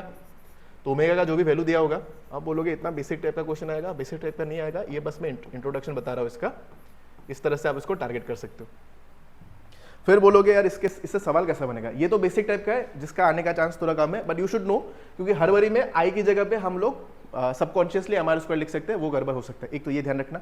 दूसरा पॉइंट, अगर आपको ये बोल देता है कि देखो जो एक्सिस है ना वो यहाँ पे है, कहाँ पे है, इधर है, ये वाला एक्सिस है, इस एक्सिस के अबाउट ये पार्टिकल रोटेट कर रहा है। तो अगर ये इस एक्सिस के अबाउट रोटेट करेगा तो एक चीज आपको पता है कि मोमेंट ऑफ इनर्शिया अगर इस साइड वाले एक्सिस के यानी कि अबाउट द टेंजेंट अगर हम निकालते हैं तो हम यहाँ पे लगाते हैं पैरेलल एक्सिस थ्योरम। तो जो पैरेलल एक्सिस थ्योरम होगा, लेट्स से इसको हम पी क्यू एक्सिस बोल देते हैं, तो moment of inertia about P Q that will be equal to इस ऑब्जेक्ट का, जिस ऑब्जेक्ट के टेंजेंट के अबाउट मोमेंट ऑफ इनर्शिया निकाल रहे हैं तो उसका सेंटर ऑफ मास के अबाउट का मोमेंट ऑफ इनर्शिया हमें पता होना चाहिए। तो इसलिए मैंने क्लास में कई बार बोला है कि जो सेंटर ऑफ मास वाला मोमेंट ऑफ इनर्शिया होता है, कोई भी ज्योमेट्रिकल शेप है, चाहे रिंग है, डिस्क है, स्फीयर है, रॉड है, सबका अबाउट द सेंटर हमेशा आपको याद रखना है। That is very very important. और टेंजेंट वाला याद नहीं भी रखो, कोई इशू नहीं, अगर याद रख पाते हो वेरी गुड, अगर याद नहीं है तो नो इश्यूज, आप इस पे परपेंडिकुलर पैरेलल एक्सिस थ्योरम लगा के उसको आप आराम से फिगर आउट कर सकते हो। तो ये डिस्टेंस बन जाता है एम डी स्क्वायर, इसको हम एम आर स्क्वायर भी लिखते हैं। डी क्या है? Centre of mass of the object से जो एक्सिस ऑफ रोटेशन हमें चाहिए वहां से वहां तक का डिस्टेंस कितना है, जो कि मोस्ट ऑफ द केसेस में आपको रेडियस ऑफ द ऑब्जेक्ट ही देखने को मिलता है। तो सेंटर ऑफ मास, मैं स्फीयर की बात करूँ, इसकी बात करूँ, सॉलिड स्फीयर की बात करूँ, तो इसके लिए बन जाता है 2/5 M R square plus M R square, तो ये बन जाता है 7/5 एम आर स्क्वायर। अब फिर डाउट है कि ये सब तो हमें पता है, क्यों बता रहा हूँ? ये इसलिए बता रहा हूँ कि अगर आपको बोला जाता है ना कि इस एक्सिस के अबाउट अगर वो omega amount of angular velocity से रोटेट कर रहा है तो एंगुलर मोमेंटम कितना होगा, तो फिर आई की जगह पे हमें किसको सब्स्टिट्यूट करना है? इसको सब्स्टिट्यूट करना है। ये angular momentum about P Q axis है, ध्यान रखना। तो ये आपको यहाँ पे ध्यान रखना है इनटू ओमेगा। अच्छा, इसको मैं ओमेगा डैश बोल देता हूँ ताकि कंफ्यूजन ना हो। ये पॉइंट आपको यहाँ पे ध्यान रखना है, ये एक छोटा सा बेसिक वाला पॉइंट है। फिर जो सवाल बन सकता है उसके बारे में बात करते हैं, ठीक है। अब इसका यूज क्या, I hope you got the idea कि एंगुलर मोमेंटम में मोमेंट ऑफ इनर्शिया का यूज कैसे हो सकता है, कैसे हम इस आई की जगह पे डिपेंडिंग अपॉन कौन सा शेप है उसका मोमेंट ऑफ इनर्शिया कैसे सब्स्टिट्यूट करेंगे। Hope you got the idea. इसके बाद जो नेक्स्ट पॉइंट है उसके बारे में बात करते हैं कि जो आपको क्वेश्चन दिया जा सकता है, जो आजकल का करंट पैटर्न है एग्जाम में, वो क्वेश्चन कुछ इस तरह का हो सकता है कि अगर आपको बोल देगा दो तरह का क्वेश्चन, दो तरह का क्वेश्चन काफी इंपॉर्टेंट है, कई बार मुझे दिखा है इस तरह का क्वेश्चन। एक तो जो रिसेंटली आया उसके बारे में बात कर लेते हैं कि आपको एक कोई स्फीयर बोल देगा, कोई प्लैनेट बोल देगा, बोलेगा कि देखो भाई ये अपना ये एक्सिस है इसका, ये अपने एक्सिस पे रोटेट कर रहा है। तो प्लैनेट का ये टेंजेंट वाला नहीं देगा क्योंकि प्लैनेट जो अपने एक्सिस पे घूमता है, तो प्लैनेट अगर बोलेगा तो अपने एक्सिस के अबाउट वो घूम रहा है, देखो इसका कोई मास होगा, कोई रेडियस होगा, ठीक है। अगर आपने इसके साइज को छोटा कर दिया, अब इसमें कई सारा वेरिएशन देखने को मिल सकता है। बोलेगा कि देखो मास तो तुमने सेम रखा है, मास सेम है, मास में कोई चेंज नहीं है, मास सेम रखा है हम लोगों ने, मास सेम रख के हम लोगों ने ना क्या किया है, रेडियस को जो है ना आधा कर दिया है। हो सकता है रेडियस को ट्वाइसर कर दे, इसका दो पॉसिबिलिटी बन सकता है, रेडियस को हो सकता है ट्वाइसर कर दे, हो सकता है रेडियस को हाफ कर दे। तो भाई इन दैट केस बताओ तो मोमेंट ऑफ इनर्शिया के साथ मतलब इसका जो नया एंगुलर वेलोसिटी निकल के आएगा वो कितना होगा। तो कैसे करना है, देखो लेट्स से इनिशियली उसके पास omega amount of angular velocity था, ओके। आपने क्या किया है, कौन सा केस ले, चलो हम ले लेते हैं ये वाला केस, ट्वाइसर लेते हैं, पहला वाला केस लेते हैं, दूसरा वाला खुद ही समझ जाओगे, पहला वाला कर लेंगे तो दूसरा वाला ऑटोमेटिकली क्लियर हो ही जाएगा। तो हमने क्या किया, रेडियस को बड़ा कर दिया लेकिन मास को हम लोगों ने सेम रखा है। तो अगर मान लो रेडियस को बड़ा कर दोगे तो लेट्स से ये थोड़ा सा बड़ा हो गया, ऑल्दो इतना डिफरेंस दिख नहीं रहा होगा, तो लेट्स अज्यूम कि ये जो डिस्टेंस है ये ट्वाइसर बन चुका है, ये मास m है। फिर सवाल लगेगा ओमेगा सेम रहेगा, हमें वो नहीं पता है, सिंस वी डोंट नो तो इट्स बेटर कि हम एज्यूम नहीं करते कि सेम रहेगा, और शायद हमें वही निकालने को बोल सकता है। तो ये मान लो ओमेगा डैश बन गया अभी, ठीक है। अब यहां पे अप्लाई होता है, इस तरह के क्वेश्चन में अप्लाई होता है कौन सा कॉन्सेप्ट, कंजर्वेशन यूज होता है। कंजर्वेशन ऑफ व्हाट, एनर्जी नहीं, कंजर्वेशन ऑफ एंगुलर मोमेंटम यहां पे अप्लाई होता है।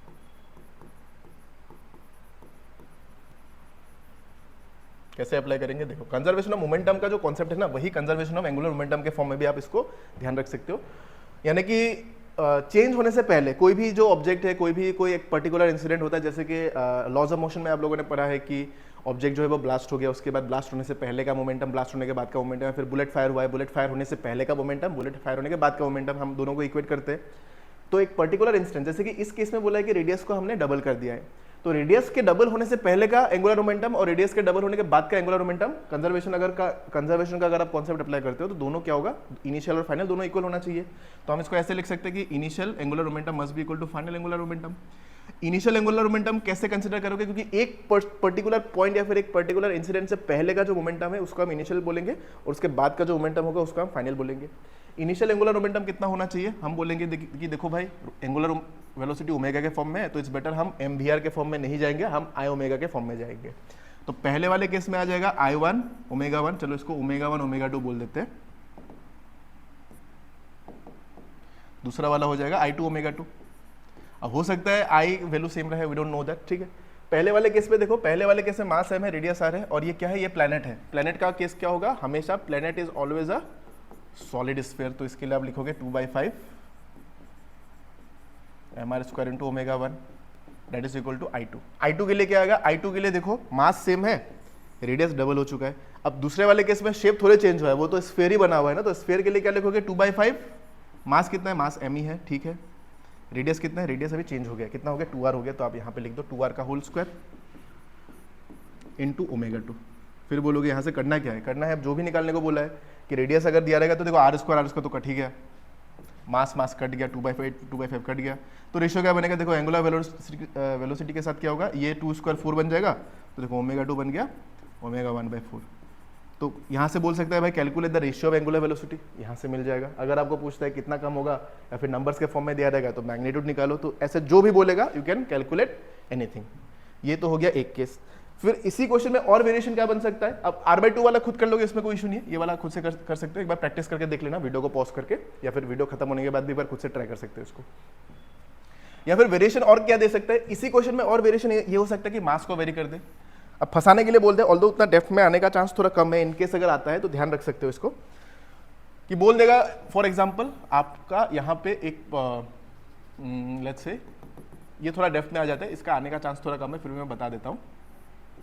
ये मान लो m है, इसका रेडियस r है, ये omega 1 amount of angular velocity से रोटेट कर रहा है, ठीक है। प्लेनेट ही है, वही सेम प्लेनेट वाला कॉन्सेप्ट। हमने क्या किया है, हमने ना एक काम ऐसा किया है कि इसका जो डेंसिटी है, डेंसिटी को चेंज किया, यानी कि अगर हम बोलते हैं ना कि डेंसिटी सेम है, नहीं डेंसिटी सेम रखते हैं, डेंसिटी इज सेम, डेंसिटी को सेम रखकर हम लोगों ने क्या किया है, मास को चेंज किया है, मास हैज चेंज, कितना हमें नहीं पता, और जो रेडियस है ना, रेडियस को हम लोगों ने किया है चेंज, कितना, चलो इस बार r/2 ले लेते हैं। अब मैं भी इसको इंस्टेंटली बिल्डअप करके बता रहा हूँ, क्योंकि स्टार्टिंग से मैंने सोचा नहीं, जस्ट जो इंस्टेंटली हिट होता जा रहा है कॉन्सेप्ट, उसको मैं 1 बाय 1 बताता जा रहा हूँ। तो अगर आपने डेंसिटी को सेम रखा हुआ है और मास को अगर चेंज किया है, इन दैट केस क्या क्या चेंजेस आने वाला है, तो देखो बात करते हैं। मतलब मास को चेंज हमने नहीं किया है, मास को मतलब इसको आप ऐसे समझो कि पहले वाले केस में कंफ्यूजन हो सकता है, जो मैं बता रहा हूँ एक बार पहले वाले के साथ कंपेयर करते हैं। देखो यहाँ पे हम लोगों ने क्या किया, यहाँ पे एक सिंपल सा कॉन्सेप्ट था, रेडियस को डबल कर दो या फिर आधा कर दो और मास को सेम रखो। लेकिन एक्चुअल केस में क्या हो रहा है कि एक्चुअली अगर आप देखोगे ना, अगर आप रेडियस को कम ज्यादा करते हो ना, मास सेम रहता है लेकिन डेंसिटी चेंज होता है। यहाँ पे डेंसिटी, हाँ सॉरी, मास को सेम रखेंगे, उल्टा बोल रहा हूँ मैं, मास को सेम रखते हैं, मास अगर सेम रहेगा ना तो डेंसिटी चेंज होगा, लेकिन डेंसिटी की जरूरत नहीं पड़ेगी क्योंकि डेंसिटी का फॉर्मूला आता ही नहीं ना। तो एक काम करते हैं, मास को चेंज करते हैं। चलो मास भी चेंज हुआ है, कितना चेंज हुआ है नहीं पता, फॉर एग्जांपल अगर जरूरत पड़ेगा तो उसको अपने हिसाब से चेंज करा लेंगे। तो जब इसको चेंज करोगे, रेडियस छोटा हो गया तो इसका शेप मान लो कुछ इस तरह का हो गया है, ये मान लो r/2 हो गया है। तो मास अगर चेंज होगा तो ये m1 है तो ये m2 मान लेते हैं इसको, या फिर इसको m' मान लेते हैं, ठीक है, m2 ही मान लेते हैं, कोई इशू नहीं है। तो इसका एंगुलर वेलोसिटी मान लो ओमेगा 2 हो गया है। अब यहाँ पे एंगुलर मोमेंटम को कैसे अप्लाई किया जाए, अब मास दोनों का सेम हो गया तो दोनों के मास को हमें कंपेयर करना है। देखो रो का मतलब क्या होता है, रो होता है mass of the object divided by volume, यानी कि 4/3 πr³। हाँ, तो पहले वाले का जो मास होगा उसको आप लिखोगे m1 into rho into 4/3 pi into r³। r पहले वाले के लिए कितना है, ये है। दूसरे वाले के लिए भी वही फॉर्मूला होगा, लेकिन दूसरे वाले का जो m2 होगा वो कितना हो जाएगा, रो इंटू, क्योंकि दोनों का डेंसिटी सेम बोला है ना हम लोगों ने, into 4/3 into pi into radius कितना बन चुका है, दूसरे वाले का r/2 बन चुका है। तो ऐसे आप इसको टारगेट कर सकते हो, लेकिन ये थोड़ा सा मतलब सॉल्वेबल है, सॉल्व कर पाओगे, लेकिन थोड़ा सा 1 मिनट या 2 मिनट एक्स्ट्रा टाइम ये खा सकता है। फिर क्या करो, m1 m2 मिल गया, ये मिल गया, ये मिल गया।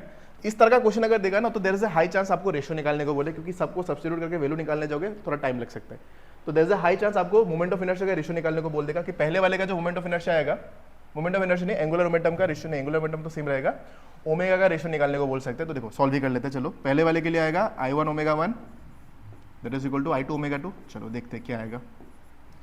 I1 यानी कि प्लैनेट है तो 2/5 इंटू mr², m कितना है, ये है m, यानी कि रो इंटू 4/3 πr³। ये हो गया मास m, लेकिन r² भी तो बाकी, r कितना है, r है ये, इंटू ओमेगा 1 जो भी इसका वैल्यू दिया रहेगा। I2 कितना होगा, I2 आएगा 2/5 m into R square. M कितना है, ये पूरा rho into 4/3 pi into R cube by 2 cube यानी कि 8। ये पूरा मास हो गया, यानी कि half into M into R square. R कितना है, आर है ये लेंदी हो सकता है, बट इस तरह के क्वेश्चन को अगर आप प्रैक्टिस करके आते हो, इसको अगर प्रैक्टिस किया ना तो ये एकदम इजी बन जाएगा। इसीलिए इस तरह के प्रैक्टिस को मेंटेन रखने की कोशिश करना। तो ये हो गया ओमेगा 2 यहाँ पे, ठीक है। फिर इसको सब्स्टिट्यूट, इसको जो भी कटेगा काट दो, फिर ओमेगा 1 ओमेगा 2 का रेशियो निकाल दो। बस इस क्वेश्चन में अगर इस तरह का क्वेश्चन बनता है तो ये अगर क्या बोलते हैं डेंसिटी के फॉर्म में अगर आता है तो आपको इसका रेशियो निकालने को बोल सकते हैं। तो ये हो गया इसका एक छोटा सा कॉन्सेप्ट, ये आपको मेनली यहाँ पे ध्यान रखना है।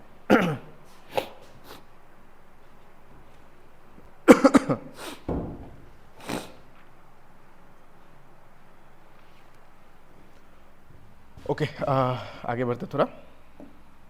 नेक्स्ट एक और चीज़ के बारे में अब 2 पॉइंट और छोटा सा मैं बता देता हूँ, क्योंकि क्लास को मैं ज़्यादा लंबा नहीं करना चाहता। थोड़ा सा 1-2 छोटा सा पॉइंट मैं और बता देता हूँ, फिर अपना काम खत्म। देखो, एक मैं सर्कुलर शेप ले रहा हूँ, इसमें एक चीज़ बताना था मुझे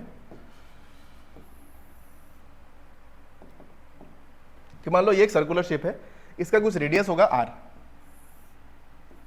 कैपिटल आर लेते स्मॉल आर लेते, ठीक है। अब इस सर्कुलर शेप में ना कई सारा फोर्स एक्ट कर रहा है। कैसे, इसको एक्चुअली टॉर्क वाले सेक्शन में बताना था, अभी मेरे माइंड में आया तो अभी इसको बता देते हैं। देखो, एक फोर्स मान लो इसके ऊपर ऐसे लग रहा है, इस पॉइंट के अबाउट ऐसे लग रहा है। एक फोर्स मान लो इधर की तरफ लग रहा है, कहाँ पे, इधर की तरफ लग रहा है, मान लो ऐसे। यहां पे बोला जा रहा है कि अगर यहां पे आप एक ऐसे लाइन ड्रॉ करते हो ना, ऐसे, एक इधर है ऐसे, एक फोर्स यहां पे एक्ट कर रहा है, मान लो ऐसे, कहां पे, इस पॉइंट पे एक्ट कर रहा है ऐसे। इसको हम बोल देते हैं, चलो इसको मैं F1 बोल देता हूं, इसको मैं F2 बोल देता हूं, इसको मैं F3 बोल देता हूं। आपको बोल देगा कि भाई इस सिस्टम का नेट टॉर्क निकालो कितना होगा। तो अगर आप ध्यान दोगे, चलो इस रेडियस को हटा देता हूं, radius of the path is r, आप इसको ध्यान रखना।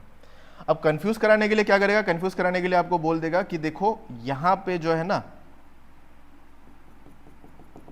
ये एंगल नहीं, यहां पे आपको बोल देगा कि अगर हम यहां पे इस कंपोनेंट को लेते हैं ना ऐसे, ये एंगल लो थीटा है, ठीक है, θ1 मान लो इसको, या फिर थीटा ही बोल देते हैं इसको। और यहाँ पे बोल देगा कि देखो ये वाला जो एंगल है ना यहाँ पे, ये दिस एंगल इज फाई। तो बताओ भाई टॉर्क यहाँ पे कितना होगा, एक ये चीज़ ध्यान रखना। तो देखो गड़बड़ क्या हो सकता है, गड़बड़ ये हो सकता है कि जब एंगल को देखोगे ना, एंगल को देख के आपके माइंड में आएगा कि देखो इसका जो टॉर्क आएगा ना, तो वो आना चाहिए F2 इंटू ये वाला कंपोनेंट हम लेंगे F2 cos theta, cos phi है ना, फाई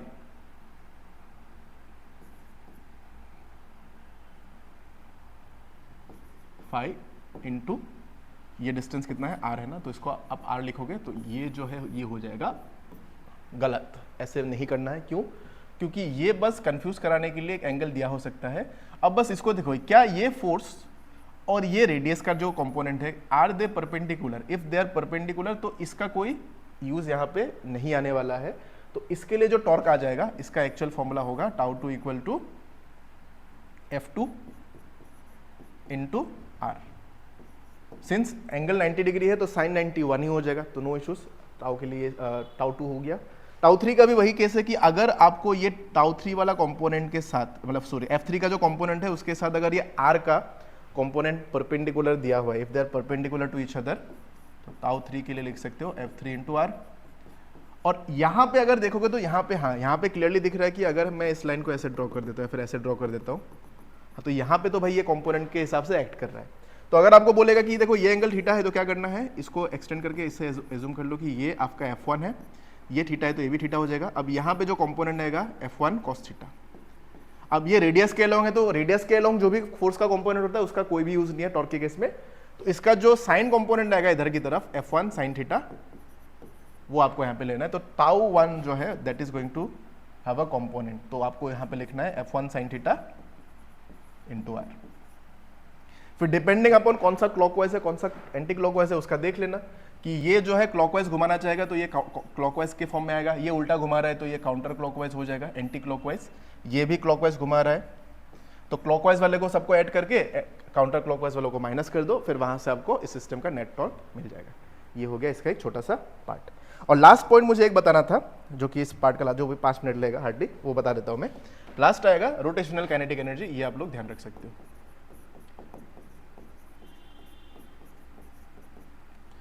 अब रोटेशनल काइनेटिक एनर्जी का कॉन्सेप्ट क्या होता है? जो लीनियर वाला हमारा लीनियर जो काइनेटिक एनर्जी होता है उसी का एक फॉर्मेट होता है rotational kinetic energy. Direct formula बता देता हूं। लीनियर वाले के लिए आप लोग लिखते हो हाफ mv²।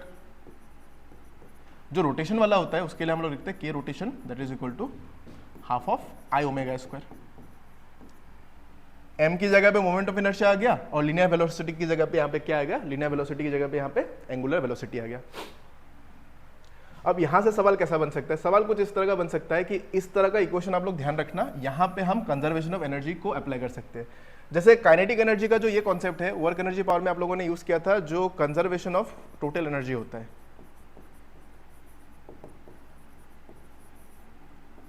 टीई बोल देता हूं, टोटल एनर्जी। तो इसको आप लिख सकते हो पोटेंशियल एनर्जी जो होता है, या फिर इसको आप ऐसे बोलते हो कि लॉस ऑफ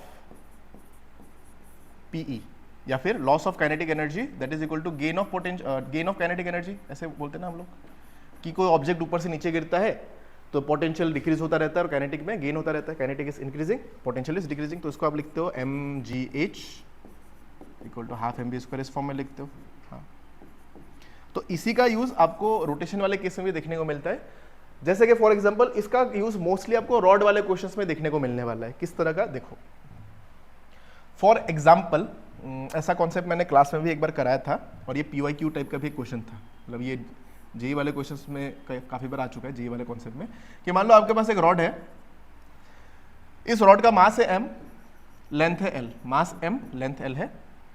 ये रॉड जो है वो इस पॉइंट के अबाउट घूम सकता है। तो हमने रॉड को ऐसे पकड़ के रखा है। अगर मैं रॉड को छोड़ दूंगा तो क्या होगा? ये जो रॉड है ये ऐसे इस पॉइंट के अबाउट घूम के ये नीचे की तरफ आ जाएगा। यानी कि जब ये यहां से यहां तक आएगा, यानी कि जब ये रॉड मूव करके ये वर्टिकल शेप का बन जाएगा, ऐसे जब वर्टिकल शेप का बन जाएगा ऐसे रोटेट करके, तब इसके पास वेलोसिटी कितना होगा, इस एंड का वेलोसिटी कितना होगा, वो आपको पूछा जाता है। तो उसमें हम रोटेशनल काइनेटिक एनर्जी का कॉन्सेप्ट लगाते हैं। कैसे लगाते हैं? देखो लेट्स से कि इस पॉइंट पे उसका जो मास है वो कॉन्सेंट्रेटेड होगा, रॉड है तो सेंटर में होगा। कितना डिस्टेंस पे भाई? l/2 में होगा डेफिनेटली। हाँ, l/2 में होगा। ओके, तो यहाँ पे इस पॉइंट पे उसका कॉन्सेंट्रेटेड मास है m। कॉन्सेंट्रेटेड मास का mg नीचे की तरफ लगेगा। कितना डिस्टेंस पे? l/2। ओके, अब देखो क्या हम ये कह सकते हैं कि जो इसका सेंटर ऑफ मास है वो थोड़ा नीचे आ चुका है, और जितना सेंटर ऑफ मास नीचे आया होगा उतना ही उसके पास क्या होगा? लॉस ऑफ पोटेंशियल एनर्जी होगा। और वही loss of energy gain of kinetic energy बनता है। लेकिन यहाँ पे रॉड रोटेट हो रहा है। रोटेट मतलब ये सर्कुलर मोशन में, फिर रोटेशन का कॉन्सेप्ट यहाँ पे लगेगा रॉड का। यानी कि यहाँ पे इस काइनेटिक एनर्जी की जगह पे हम इसको यहाँ पे लिखेंगे, यानी कि लीनियर वाले के केस में रोटेशन वाले को लिखेंगे। कैसे लिखेंगे? देखो, अगर आप ये बोलोगे कि सेंटर ऑफ मास पहले यहाँ पे था, तो इस वाले डायग्राम के हिसाब से सेंटर ऑफ मास कहाँ पे आना चाहिए? यहाँ पे कहीं पे आना चाहिए, क्योंकि इसके हिसाब से ये होगा ना उसका सेंटर ऑफ मास। कितना इसका एलिवेशन जो है वो कितना ड्रॉप हुआ? हम बोलेंगे कि देखो पहले इधर था, अभी इधर आया। यानी कि अगर आप टोटल देखोगे तो ये l/2 उसका ड्रॉप हुआ है। ओके, तो क्या हम ये कह सकते हैं कि mg जो है वो इतना एलिवेशन उसका ड्रॉप हुआ है, तो जो पोटेंशियल एनर्जी का लॉस होगा तो क्या हम उसको mg l/2 कह सकते हैं? हाँ, कह सकते हैं। h की जगह पे l/2 आ जाएगा, इतना उसका एलिवेशन ड्रॉप हुआ है। और ये जो एलिवेशन ड्रॉप हुआ है इसने क्या प्रोवाइड किया है? यही जो पोटेंशियल एनर्जी का ड्रॉप हुआ है ना, इसी ने इस रॉड के ऊपर एक काइनेटिक एनर्जी प्रोवाइड करी है, जिसका मैग्नीट्यूड कितना हो जाएगा? जिसका मैग्नीट्यूड रोटेशन के फॉर्म में आएगा, जिसको हम लोग लिखेंगे हाफ इंटू, अब यहां से यहां तक मूव करने में जो उसका एंगुलर वेलोसिटी ओमेगा बिल्ड हुआ होगा, फिर इस वाले पॉइंट के बाद जब घूमेगा जो एंगुलर वेलोसिटी बिल्ड होगा उसको लिखेंगे i⍵²। ठीक है, यानी कि हम इन दोनों को इक्वेट करेंगे। फिर सवाल आएगा i के साथ क्या लिखे? क्या i के साथ हम mr² लिखेंगे? नहीं, mr² नहीं लिखेंगे। अब देखो शेप क्या है, ज्योमेट्रिकल शेप क्या है? यह है एक रॉड। क्या रॉड अपने सेंटर के अबाउट घूम रहा है? अगर रॉड अपने सेंटर के अबाउट घूमता है तो मोमेंट ऑफ इनर्शिया क्या होता है? वो होता है ml²/12। लेकिन ये रॉड जो है वो अपने एंड के अबाउट घूम रहा है, एक पर्टिकुलर एंड के अबाउट। दो तरह का मोशन होता है रॉड का, एक तो अपने एक्सिस के अबाउट घूमेगा, दूसरा अपने एंड के अबाउट घूम सकता है। अगर अपने सेंटर ऑफ मास के अबाउट घूमता है तो ml²/12 होता है, और अगर अपने पर्टिकुलर एंड, इस एंड या उस एंड के अबाउट घूमेगा तो वो बन जाता है ml²/3। ठीक है, अब क्लियरली दिख रहा है कि ये जो है एक पर्टिकुलर एंड के अबाउट रोटेट करे ऐसे, यानी कि इसका मोमेंट ऑफ इनर्शिया में क्या लिखना है? ये ml²/3 को उठाकर आप यहाँ पे लिख देना, और जिस एंगुलर वेलोसिटी से वो मूव करेगा वो यहाँ पे आ जाएगा। यानी कि इस होल सिनेरियो से मुझे ये बताना है कि जब इस तरह का क्वेश्चन आता है तो आप इसको अप्लाई कर सकते हो। कैसे? देखो mg L/2 that is equal to half of I की जगह पे क्या आएगा ml²/3 इंटू ओमेगा स्क्वायर। इसको अप्लाई कर देना। और m जो है वो दोनों अलग अलग नहीं है, ये अगर कैपिटल है मैंने इधर लिखा है तो इधर भी वही आएगा, क्योंकि दोनों m जो है वो मास ऑफ द रॉड ही बता रहा है। तो इसको सब्स्टिट्यूट कर देना, आपको जो भी निकालना है। ओमेगा पूछता है ओमेगा निकल जाएगा, अगर पूछता है भी निकालो तो भी निकाल सकते हैं। भी यानी कि लीनियर वेलोसिटी भी निकाल सकते हो। कैसे? भी इक्वल टू क्या होता है? आर ओमेगा होता है ना। तो अगर ओमेगा है तो ओमेगा को आप भी बाय आर लिख दो, तो वहां से सब्स्टिट्यूट करके यहाँ से भी जो निकालना होगा उसको भी आप यहाँ से कैलकुलेट कर सकते हो। तो इस तरह के पॉइंट्स का मेनली आप लोग ध्यान रखना। और भी बहुत सारा वेरिएशन बन सकता है, बट यहाँ तक अगर आपको पता है, यहाँ तक अगर आप कॉन्सेप्ट्स को सही से अप्लाई कर लेते हो ना, तो प्रिपरेशन का लेवल आपका ठीक ठाक लेवल तक आ जाएगा।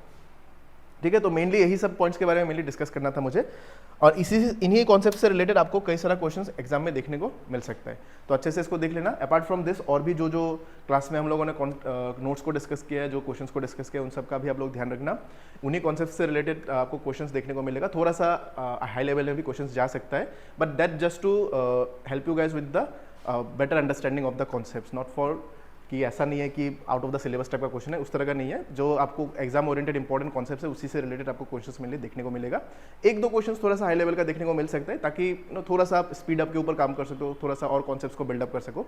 उसी इंटेंशन से उस तरह का क्वेश्चंस को आपको क्वेश्चंस में एग्जाम में देखने को मिल सकता है। ठीक है, तो आज क्लास यहीं तक रखते हैं। नेक्स्ट क्लास में फिर से मुलाकात होगी। Thank you so much for watching the class. Bye bye and take care everyone.